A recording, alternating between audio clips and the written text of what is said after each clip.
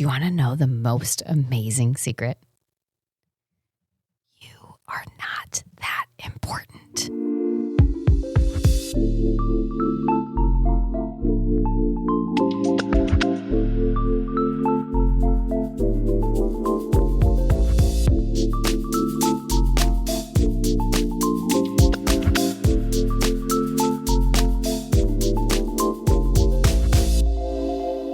Hello, listeners, and welcome to another solo episode of the Untethering Shame podcast. I'm your host, Kira Wackett, and today we're letting ourselves off the hook by freeing ourselves from the roles we've ascribed ourselves to in everyone else's lives. How? By accepting this very real, a little bit blunt, and utterly incredible truth. You are not that important. We tend to project our negative self-talk and disparaging thoughts onto others. We assume that everyone is looking at us, having the same thoughts and feelings about us running through their head as we do in our own. If they're upset, must be at us. If we catch them looking at us, it must be because they're judging us for how we look. If someone doesn't answer our text, it has to be because they're mad at us. Or if they seem off in a meeting, it's surely because we said or did something wrong. We assume everyone else has the same expectations of us. If we could say yes, then we should. People are going to be upset with you if you set a boundary.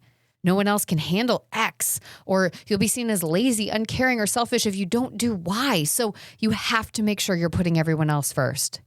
And we assume when people say or do something that hurts us, it was intentional and about us. They're acting this way because they don't care about me, or they're upset with me, or they take our relationship for granted. But here's the thing.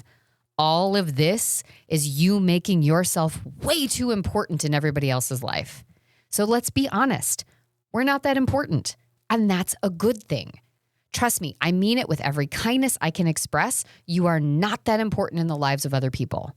Sure, your loved ones absolutely do care about you. That's not what I mean.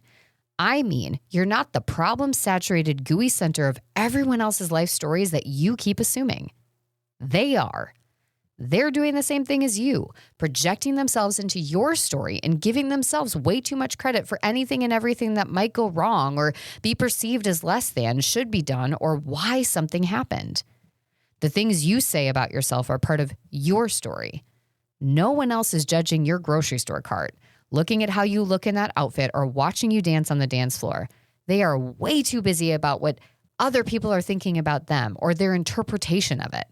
And even if they are looking at you, ultimately their judgment or thoughts have nothing to do with you. It's still all about them, their shame, their fears, their longing to break free from their negative self-evaluation, but feeling over-connected to these beliefs.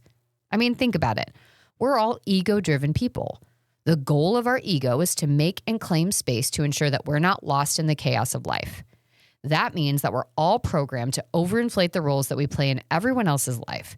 And this often leads us to believe that we're the hero, villain, and victim in everyone else's stories. So what do I mean by this? As the hero, you're responsible for everything. It's your job to do it all, be it all, and handle it all at all times.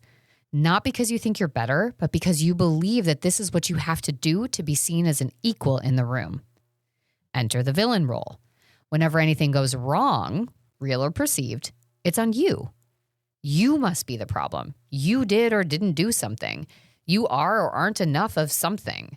Something about you is flawed, broken, flailed, or flopped. And third is the victim role. Now, this one shows up in opposition to the others, but is still an extension of this over-personalization. See, what happens is we spend all of our time doing and being, or trying to do and be, everything for others. And when they fall short in any way, we take it personally. If they don't remember to grab bananas at the store, it's because they didn't listen to you. If they don't ask you about your day, it's because they don't care. Or if they don't give you what you need in the moment you need it, you fall into that spiral of, I do it all and no one ever shows up for me. In short, we make everything about us. But real talk, let me say it again one more time, you just aren't that important. Everyone else has egos too, and theirs have the same job as yours, to make sure they're seen, which means they're also writing themselves as primary characters in everyone else's stories, not making you the primary character in theirs. So what can we do about it? Now, like most things we talk about on here, there's no quick fix, but we can jumpstart the change by doing the following. The first step is to allow the possibility that you're wrong. You're not responsible for everyone and everything. You're not the cause, effect, and solution. I know it feels true to you, but you're the only one reading and writing that book. That means you alone have to be the one to put it down. Second, run some experiments. Draft new possibilities. Our brains constantly find ways to write stories that make everything about us. We hang on to a look, a sign, a statement, a text. We pore over possibilities and perseverate on something until we refined it to the lowest valued self-assessment. But how often do you check it out with other people? What if you asked your loved one how they were feeling instead of making the assumption? And bonus, what if you believed them when they answered? Instead of just assuming that they're being nice or lying. Because radical acceptance, you can't control if someone tells you the truth, but you can only take responsibility for the truth that they share. Which means if they say they aren't upset with you or negate that story that you've been telling yourself, it's not your problem, responsibility, or role to decipher it on any other level. That's a them problem to sort through. And if they choose to hold on to something and not tell you, let them fit that into their story however they want. We don't have to read it or include it in ours. Third, get clear on the ways that your fear is keeping you trapped. Ask yourself, and then what?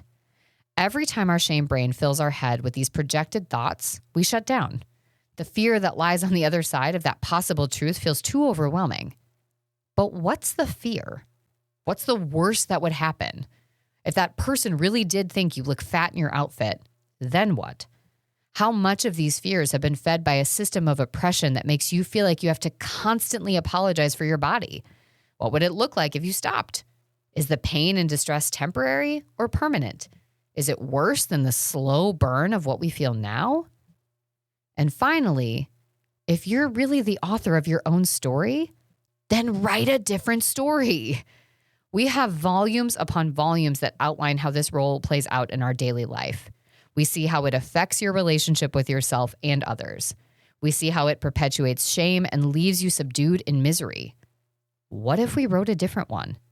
What if you distributed responsibility across characters? What if you didn't have to play the hero every time? Okay, now it's your turn. How would your life be different if you came to believe this truth? What could you let go of? How would you be able to show up with greater purpose and connection to and in your daily life? Now, what's your 1% next change that you can work on to get you there?